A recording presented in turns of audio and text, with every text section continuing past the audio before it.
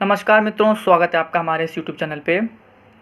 जैसा कि वीडियो आप देख चुके हैं और ये खबर मेरे हिसाब से हर बच्चे को, छोटे से छोटे बच्चे को, हर इंसान को पूरे प्रदेश में जानकारी मिल चुकी है। बात कुछ ऐसी है कि एक सदन में प्रश्न पूछा गया किसी सदस्य द्वारा कि बेसिक शिक्षा परिषद में क्या स्थिति है शिक्षकों की और क्या स्थिति है बच्चों की, जिस पर बेसिक शिक्षा मंत्री द्वारा या उनके विभाग के द्वारा जवाब दिया गया। और इस जवाब में साफ साफ कहा गया है कि बेसिक शिक्षा अपने परिषद में इतने इतने शिक्षक हैं और इतने इतने छात्र छात्राएं हैं। अगला प्रश्न पूछा गया, तो क्या ये अनुपात जो है वो सही है या फिर ये गड़बड़ है, जिस पर सरकार ने, मंत्री जी ने बयान दिया, लिखित में है सब, कि कितने बच्चे हैं, कितने शिक्षक और क्या अनुपात होना चाहिए, क्या इसके हिसाब से अनुपात बिल्कुल सही है, तो उसका उत्तर भी दिया गया है। उसके बाद साफ एक स्पेकुलेशन किया जा सकता है, एक निष्कर्ष निकाला जा सकता है कि इस वक्त छात्र अनुपात, शिक्षक छात्र अनुपात बिल्कुल बराबर है और कहीं पर भी भर्ती की गुंजाइश नहीं है। बिल्कुल सही है, 1000% बिल्कुल ये बात सही है। लेकिन यहीं पर एक बात ऐसी भी आने वाली है जिसको हमको समझना बहुत ज़्यादा ज़रूरी है। अब वो चीज़ क्या है तो ज़रा देख लेते हैं। वीडियो शुरू करने से पहले ही मैं बता देता हूँ कि यहाँ पर किसी को आस बंधाने के लिए मैं यहाँ नहीं बैठा हूँ। ये साफ बोलता हूँ, ये मेरा स्पेकुलेशन है और अगर आपको पसंद आए, समझ में आए तो आप मानिएगा, वरना आप भी मान सकते हैं कि भर्ती नहीं आएगी। भर्ती आने के चांसेस हैं, तो उसके रीज़न सुन लेते हैं। सबसे पहला रीज़न, जो डेट दी गई है 30 अप्रैल 2022 तक का नामांकन। अब आप बेसिक में अगर नौकरी कर रहे होते तो आप लोग को एक जानकारी होती। आपको पता है किसी भी स्कूल में एडमिशन की डेट क्या होती है, डेट ऑफ एडमिशन, कब तक आप एडमिशन कराते हैं। तो ज़्यादातर जो स्कूल्स हैं वहाँ पर जो एडमिशन की स्थिति होती है कि आप अप्रैल मई तक एडमिशन करा लीजिए, क्योंकि उसके बाद अगर आप लेट एडमिशन कराएंगे तो बच्चे का नुकसान होता है, तो वो सत्र में पिछड़ जाता है। तो जो पेरेंट्स होते हैं वो क्या करते हैं, बच्चों के जो एडमिशन होते हैं वो खींच के अप्रैल या फिर मई तक, गर्मी की छुट्टी से पहले हर हाल में करवा लेते हैं। उसके बाद जो स्कूल होता है वो खुद भी एडमिशन नहीं लेता, क्योंकि उनको अपने रिजल्ट की भी परवाह होती है। लेकिन हमारे बेसिक विभाग में ऐसा नहीं होता है। हमारे यहाँ अप्रैल से एडमिशन शुरू होना चालू होते हैं और ये एडमिशन की जो प्रक्रिया है, पता है ये कब तक जाएगी आपकी, ये आपकी सितंबर माह तक ये एडमिशन्स चलते हैं। उसके बाद फिर एडमिशन लेना बंद कर दिया जाता है। मतलब अप्रैल, मई, जून, जुलाई, अगस्त, मैं सितंबर भी हटा दे रहा हूँ, आखिरी महीना चलो हटा दो। मैं अगर केवल अगस्त तक की बात करूँ तो 5 महीनों में आपके टोटल एडमिशन्स देखे जाते हैं। पहली बात तो यहाँ से क्लियर कर लेना कि ये 30 अप्रैल तक की जो आंकड़ा है ये बहुत छोटा आंकड़ा है, क्योंकि हम लोगों को करीब 5-6 महीने का समय होता है एडमिशन कराने का बेसिक विभाग में, जो कि अभी चल रहा है, अभी ख़त्म नहीं हुआ है। पहली बात ध्यान से समझ लीजिएगा ये बात। दूसरी बात, जो संख्या दिखाई गई है करीब 1 करोड़ कुछ बच्चे, शायद 22 लाख हैं मेरे याददाश्त से, कुछ दिखाए गए हैं। अब क्या ये आंकड़ा सही है? तो देखो, मैं यहाँ पे किसी आंकड़े पर क्वेश्चन नहीं कर सकता हूँ, क्योंकि वो सरकारी काम है, सरकारी विभाग की चीज़ें हैं। बट स्टिल एक बात अब आपको समझनी होगी। स्कूल चलो अभियान एक सरकार द्वारा एक इनिशिएटिव चलाया गया था, जिसके अंतर्गत मैक्सिमम बच्चों का एडमिशन आपको बेसिक विभाग में करवाना है। हर स्कूल की जिम्मेदारी, और अगर आप ऐसा नहीं करवा पा रहे हैं, हर स्कूल को एक लक्ष्य दिया गया है। वो लक्ष्य होता है, उसका परसेंटेज निकाल के वो निकाला जाता है, वो आपका मतलब नहीं है। वो लक्ष्य दिया गया है, आपको वो लक्ष्य संपूर्ण करना है हर हाल में। अगर आप वो लक्ष्य पूरा नहीं करते हैं तो आप पर कार्रवाई है, और कार्रवाई में वेतन रोकने तक की कार्रवाइयाँ हैं। अभी वो कार्य चल रहा है, वो कंप्लीट नहीं हुआ है।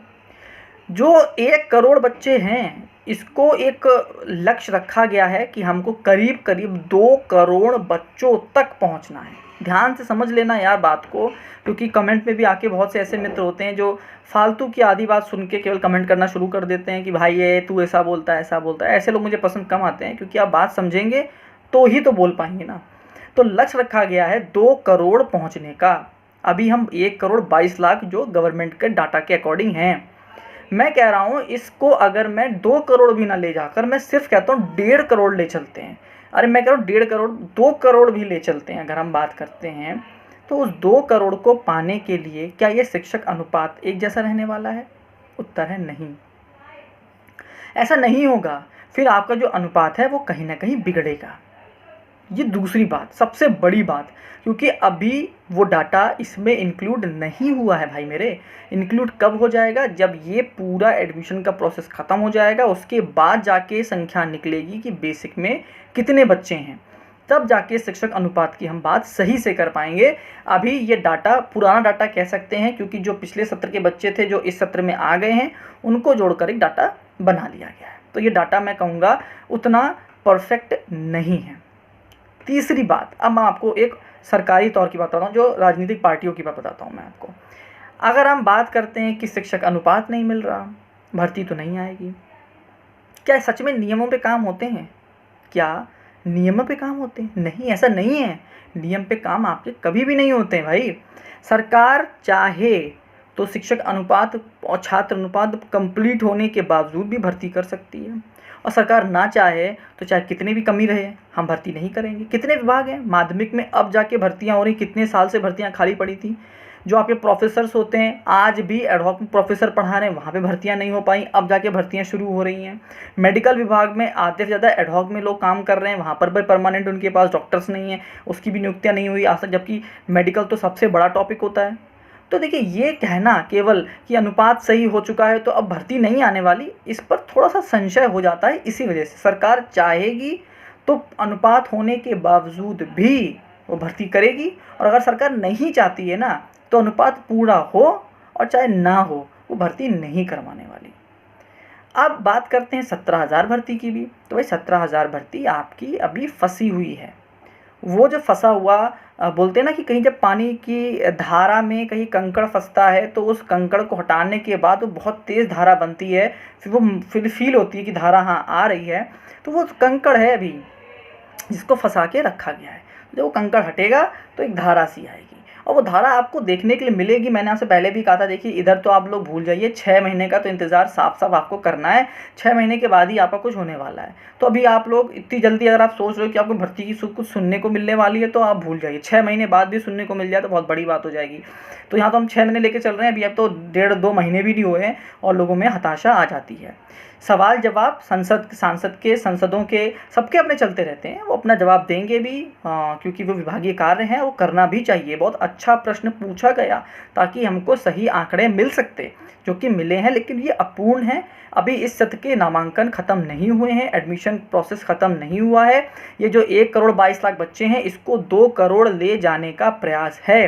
तो जब 2 करोड़ बच्चे पहुंच जाएंगे तो डेफिनेट बात है कि जो शिक्षक अनुपात और छात्र अनुपात है वो बिगड़ेगा, और फिर कहीं ना कहीं आपकी भर्ती के लिए एक बात निकल के आएगी। तो ऑप्टिमिस्टिक रहो। सच्चाई है अभी देखकर ये है कि भर्ती नहीं आ सकती, लेकिन मैंने आपको 2-3 रीज़न बहुत अच्छे से दे दिए हैं। ये रीज़न्स हैं, इनकी वजह से भर्ती भी आने के चांसेस हैं।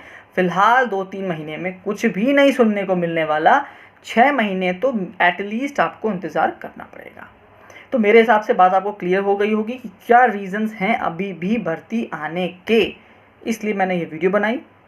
फ़िलहाल थोड़ा सा सेटबैक है सभी के लिए, आंकड़े काफ़ी सटीक हैं जिसकी वजह से भर्ती अभी थोड़ा अटकी हुई दिख रही है।